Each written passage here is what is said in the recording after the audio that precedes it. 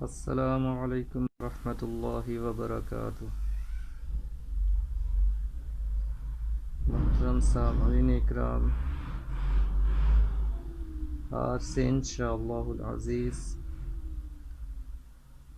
ہم قرآن پاک کا ترجمہ شروع کریں گے۔ قرآن پاک کی سب سے پہلی سورت سورۃ الفاتحہ ہے۔ آج کی ویڈیو میں انشاءاللہ العزیز سورۃ الفاتحہ کا تعارف کروایا جائے گا۔ اس سورہ کا نام سورۃ الفاتحہ ہے۔ فاتحہ کہتے ہیں شروع کرنے کو، چونکہ قرآن کریم میں سب سے پہلے یہی سورت لکھی ہے، اس لیے اسے سورۃ الفاتحہ کہتے ہیں۔ اور اس لیے بھی کہ نماز میں قرأت بھی اسی سے شروع ہوتی ہے۔ اسی کا نام ام الکتاب بھی ہے۔ جمہور کا یہی موقف ہے، لیکن حسن رحمہ اللہ اور ابن سیرین رحمہ اللہ اس کے قائل نہیں۔ وہ کہتے ہیں کہ لوح محفوظ کا نام ام الکتاب ہے، اور حسن رحمہ اللہ کا قول ہے کہ آیات کو ام الکتاب کہتے ہیں۔ ترمذی کی ایک صحیح حدیث میں ہے کہ رسول اللہ صلی اللہ علیہ وسلم نے فرمایا، الحمد للہ رب العالمین، پوری سورت تک یہی سورت ام القرآن ہے اور ام الکتاب ہے، سبع المثانی ہے اور قرآن عظیم ہے۔ اس سورت کا نام سورت الحمد اور سورت الصلاح بھی ہے۔ حضرت صلی اللہ علیہ وسلم فرماتے ہیں کہ اللہ تعالی نے فرمایا ہے، میں نے صلاح کو یعنی سورۃ الفاتحہ کو اپنے اور اپنے بندے کے درمیان آدھا آدھا تقسیم کر دیا ہے۔ جب میرا بندہ کہتا ہے الحمد للہ رب العالمین، تو اللہ تعالی فرماتا ہے کہ میرے بندے نے میری تعریف کی۔ اس حدیث سے معلوم ہوا کہ سورۃ الفاتحہ کا نام سورہ الصلاح بھی ہے، اس لیے کہ اس سورہ کا نماز میں پڑھنا شرط ہے۔ اس سورہ کا نام سورۃ الشفاء بھی ہے۔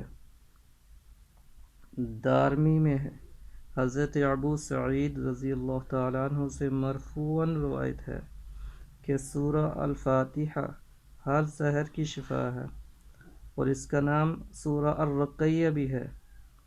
حضرت ابو سعید رضی اللہ تعالیٰ عنہ نے جب سانپ کے کاٹے ہوئے شخص پر اس سورہ کو پڑھ کر دم کیا اور وہ اچھا ہو گیا، تو حضور صلی اللہ علیہ وسلم نے ان سے فرمایا تھا، تمہیں کیسے معلوم ہو گیا کہ یہ رقیہ ہے؟ پڑھ کر پھونکنے کی صورت ہے۔ ابن عباس رضی اللہ تعالیٰ عنہ اسے اساس القرآن کہتے تھے، یعنی قرآن کی جڑ، اور اس سورت کی آیت بسم اللہ الرحمن الرحیم ہے۔ سفیان بن عینیہ رحمہ اللہ فرماتے ہیں اس کا نام الرقیہ ہے۔ یحییٰ بن کثیر رحمہ اللہ کہتے ہیں کہ اس کا نام کافیہ بھی ہے، اس لیے کہ یہ اپنے ما سوا سے کفایت کرتی ہے، دوسری کوئی صورت اس سورت سے کفایت نہیں کرتی۔ بعض مرسل احادیث میں یہ مضمون آیا ہے کہ اسے سورۃ الصلاح اور سورۃ الکنز بھی کہا گیا ہے۔ ابن عباس رضی اللہ تعالیٰ عنہ، قتادہ رحمہ اللہ علیہ اور ابو العالیہ رحمہ اللہ فرماتے ہیں کہ یہ سورہ مکی ہے۔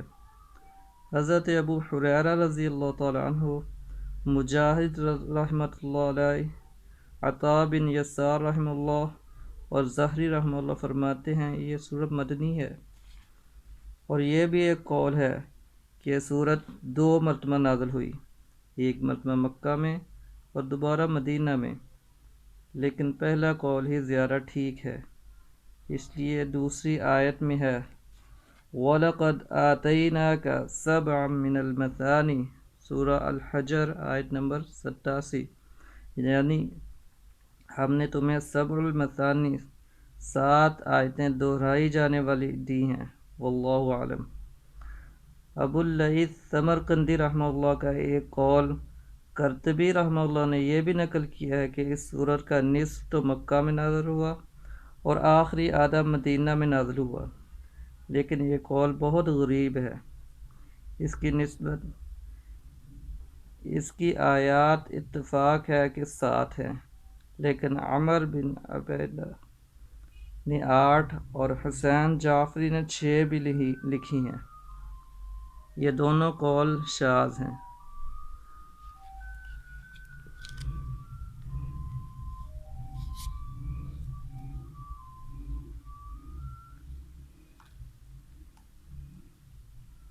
بسم اللہ الرحمن الرحیم اس سورہ کی مستقل آیت ہے یا نہیں، اس میں اختلاف ہے۔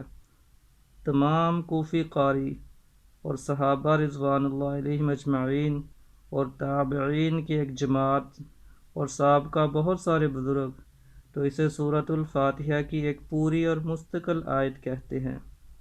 بعض اسے اس کا جز مانتے ہیں اور بعض سرے سے اس آیت کو اس کے شروع میں مانتے ہی نہیں، جیسے کہ مدینہ کے قاریوں اور فقیہوں کے یہ تینوں قول ہیں۔ اس کی تفصیل انشاءاللہ آگے آئے گی۔ اس سورت کے کلمات 25 ہیں اور حروف 113 ہیں۔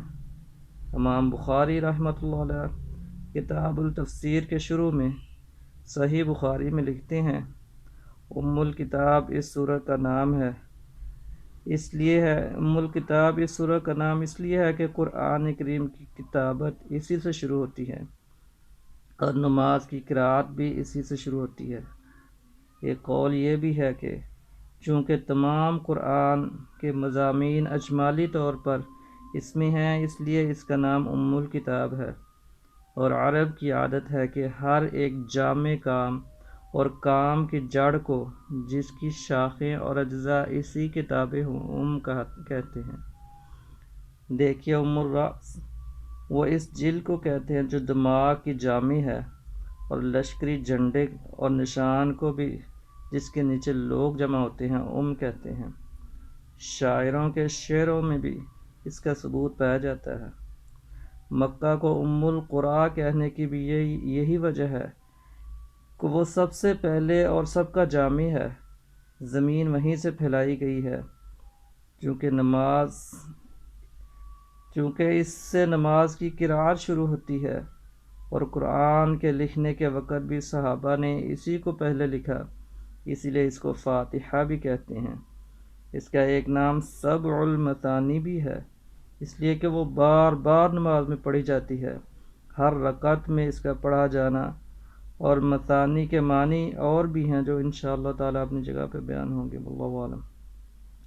مسند احمد میں حضرت ابو ہریرہ رضی اللہ تعالیٰ عنہ سے روایت ہے کہ رسول اللہ صلی اللہ علیہ وسلم نے ام القرآن کے بارے میں فرمایا، یہ ام القرآن ہے، یہی سبع المثانی ہے، اور یہی قرآن عظیم ہے۔ ایک اور حدیث میں ہے، یہی ام القرآن ہے، یہی فاتحۃ الکتاب ہے، اور یہی سبع المثانی ہے۔ تفسیر مردویہ میں ہے کہ حضور صلی اللہ علیہ وسلم نے فرمایا، الحمدللہ رب العالمین کی 7 آیات ہیں۔ بسم اللہ الرحمن الرحیم بھی ان میں سے ایک آیت ہے، اسی کا نام سبع المثانی ہے، یہی قرآن عظیم ہے، یہی ام الکتاب ہے، یہی فاتحۃ الکتاب ہے۔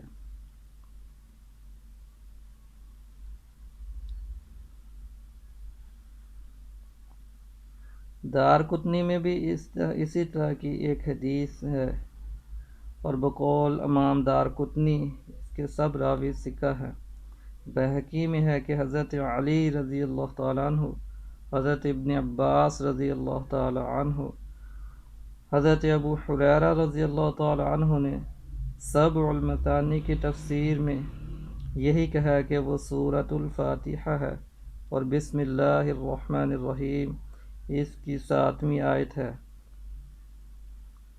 حضرت ابن مسعود رضی اللہ تعالیٰ عنہ کہا گیا ہے کہ آپ نے سورۃ الفاتحہ کو اپنے لکھے ہوئے قرآن کے شروع میں کیوں نہیں لکھا؟ تو کہا اگر میں لکھتا تو پھر ہر سورت کے پہلے اس کو لکھتا۔ ابو بکر بن ابو داود رحمہ اللہ فرماتے ہیں اس قول کا مطلب یہ ہے کہ نماز میں پڑھے جانے کی حیثیت سے اور چونکہ تمام مسلمانوں کو حفظ ہے اس لیے لکھنے کی چندہ ضرورت نہیں۔ دلائل نبوہ میں امام بحیقی نے ایک حدیث وارد کی ہے جس میں ہے کہ یہ سورت سب سے پہلے نازل ہوئی۔ باقلانی رحمہ اللہ نے نقل کیا ہے کہ ایک قول یہ ہے کہ سورۃ الفاتحہ سب سے پہلے نازل ہوئی، دوسرا قول یہ ہے کہ یا ایھا المدثر سب سے پہلے نازل ہوئی، جیسے کہ صحیح حدیث میں حضرت جابر رضی اللہ تعالیٰ عنہ سے مروی ہے، اور تیسرا قول یہ ہے کہ سب سے پہلے اقرأ بسم ربک الذی خلق نازل ہوئی، اور یہی صحیح ہے۔ ناظرین محترم، سامعین اکرام، اللہ کے فضل سے آج ہم نے سورۃ الفاتحہ کا اس کی تعارف پیش کیا ہے۔